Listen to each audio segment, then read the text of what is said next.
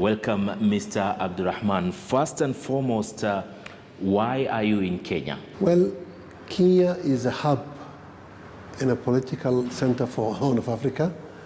I was actually invited by the Rift Valley Institute, who was holding a peace conference together with the Austrian, and Peace and Justice Institute.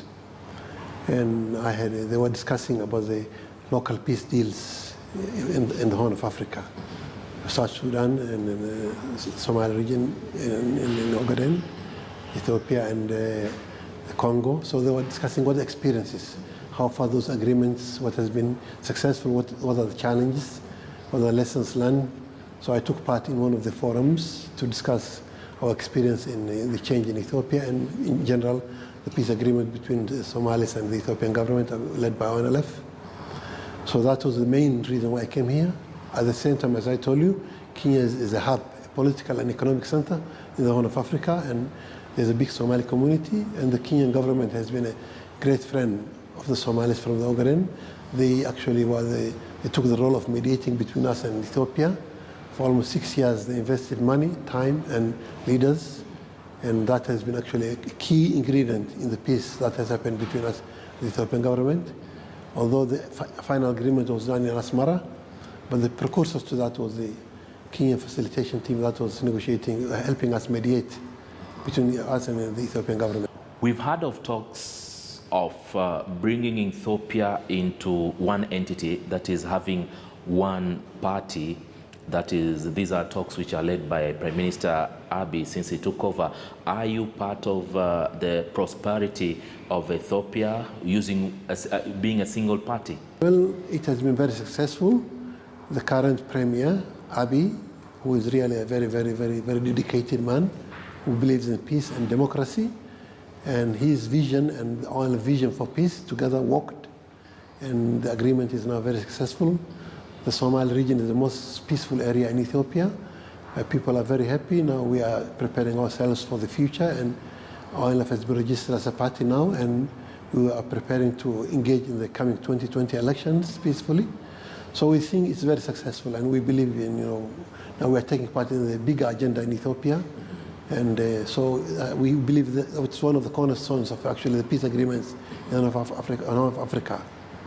With the previous governments, like the reason that was led by Prime Minister Zenawi, some of your parties or the groupings in Ethiopia were labeled as terrorists. Is it still the same as we speak today? No, they actually, when the Abiy government came to power, the first thing they did was to rescind those edicts against the Somalis, other Oromo groups, and other, like Gimbot 7 Party, ONLF, and OLF. So it has been very positive. Abiy has been very proactive for peace. Yeah. But on the other hand, are you ready for one Ethiopia, a push from the national government of Ethiopia? No, that's Abiy's party. Ethiopia is changing into a democratic, country, and there are many other different parties that are preparing themselves. We are now a national party. We are still exploring the political environment in Ethiopia. We may ally with other parties with similar views. Our position is very clear. We believe in the devolution of all nations in Ethiopia, full devolution. We have struggled for that right. The Somali people have to rule themselves. At the same time, we have to take part in the bigger national agenda. So the Prosperity Party is planning to have one big party all over Ethiopia. Our hope is that that will not infringe on the democracy, that they will not become autocratic, but they can form their own party. As we have been allowed to form our own party, we can form other alliances, but we are not part of that party. But as an organization, we have great confidence that Abiy is genuine about his democratic reforms in Ethiopia.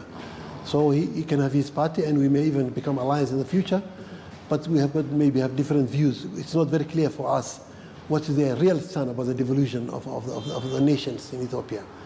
And we need more explanation. We'll look into that, but our position is very clear. We are pro self-determination and the right for each nation to have their own self-government. Actually now what we are dealing with is a multinational, multifaceted Ethiopia. So what our position is, we want to have our own devolution in our region, and take part in the bigger national Ethiopia agenda. But on the other hand, maybe we would like also to know what's your relationship as chairman of the ONLF? What's your relationship with the regional administration on the eastern side of Ethiopia and even the national government of Ethiopia? Well, we have a very good relationship with the national government. Abiy is a friend of us. We fully support him and we wish him success. And of course, when competition comes, we may compete, which is also very healthy. But as we told you, we believe that he's a good man for all of Africa. Apart from that, for the regional administration, we are in good terms, but they are from another party and we are another party. So competition, but we believe that it's in the best interest of all of us to make the Somali region peaceful, democratic, and that we have a good governance. We are willing to walk through that and we are currently working with the regional administration. Sometimes we have differences, but in general, we are peaceful and we are doing very well. Yeah. We know of Somalis who are from Ethiopia living and working in the diaspora. In Kenya, you have a large number. Maybe what's your plan? Are you going to involve them to be part of the system that you have in your region? Well, we have been, one reason why we come here, we have a very, very big diaspora in Kenya. We are encouraging them to come back and invest back in the country, to take part in the development and peace, and also to take part in, transforming this transformative process in Ethiopia for democracy. And not only that, we are even calling for Kenyan business people to come back and invest in our part because the Somali region is almost underdeveloped and there's a big opportunity there. So we are calling for even Kenyan businesses, telecoms, other companies to come to the Somali region. We have almost 400,000 square kilometers and we have got more than 10 million people and underdeveloped with a lot of needs. So from Kenya business, we also call our other Somali communities, Kenyan communities. We believe that we are our neighbors and we could exchange a lot. Going forward, what is your dream? What do you want to see for Ethiopia being part of a national party, the ONLF and the Africa at large? First of all, we believe, charity starts at home. To be together, people have to respect each other. They have to allow each other's rights. There has been grave injustice in Ethiopia, marginalizations for the periphery especially, not only Somalis, Oromos, Afars, many parts. Even the ruling dominant races there, like Amharas and Tigray, they're actually the people in the regions who are marginalized. Only the elite was exploiting their names. So our vision is that if Ethiopia wants to become a peaceful, democratic country, the key ingredient is to respect each nation, to allow that either we share and there will be justice, or then there will be conflict and everybody will want to go away. So that starts with, first of all, respecting our devolutions. Even in Kenya now, the Kenyan government has taken strong steps, positive steps in devolving the country to all the regions. And actually, it could be a good example. So what we need more of that in Ethiopia. We need very strong devolved states.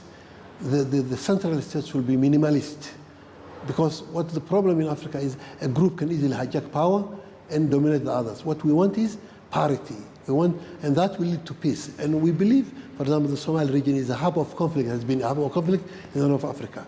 If the Somali region is peaceful, it will affect Kenya, it will affect Somalia, it will affect Djibouti, Eritrea. So it's very important to be aware of our needs and our sensitivities. One of the key sensitivities of Somalis is that we must have our self-rule. We don't want our leaders to be nominated for us. We want to choose have a free democracy. We want to get a pay of the national rights. We want to manage our own resources, although we accept sharing of it with our other brothers on the other side. But still, what is in our land, we need to get a lion's share of it. We need to be, to take part in the political affairs of Ethiopia. For example, we have got very strong stake in Kenya, in Somalia, in Djibouti, in Eritrea. So when the policies of the federal government of Ethiopia is setting out for these regions, we have to have our input. We have to be consulted. Because if Kenya, whatever affects Kenya will affect us. We have got very strong Somali community, so the well-being of Kenya is our well-being. We have got very strong community in Somalia, The well-being of Somalis is our well-being. So we need to have a positive influence. So anything that's negative, we need to be consulted about. Anything that's positive, so what we are saying is either we have to be part and parcel of the great this Ethiopia dream. Otherwise, what will happen is then we will not be part of an agenda. And we don't want to be recipient. We want to we were part of the makers of the agenda. And the last thing is we believe, for example, as ONLF, we are Africanist. We believe in a strong Africa. The world is now moving to big conglomerates. There's a big Europe, there's big America, there's big China and Asia, tigers. We need to have Africa, big Africa, one Africa with one agenda, with one money, with one nation, with one vision. That's the only way we can cope for the coming centuries. Otherwise, we'll be always the back door of others. So we call for all our African brothers. We are pro-Africanist. We believe in Africa. We want to have one passport, one language, and one nation, and one economy. And we are the richest people in the world. Africa has got the economic resource might. Now we have come of age. Our young people are educated. Nobody can patronize us today. We have got economists, we have got scientists, we have got journalists. So we need to actually come out of age. We need to move from the past before we were focusing about colonialists. Now Africa has to rethink the way it's going to be. So we want to have a very, very big Africa.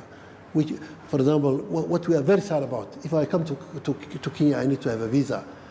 For example, if I want to go to Nigeria, I have to pass through other parts.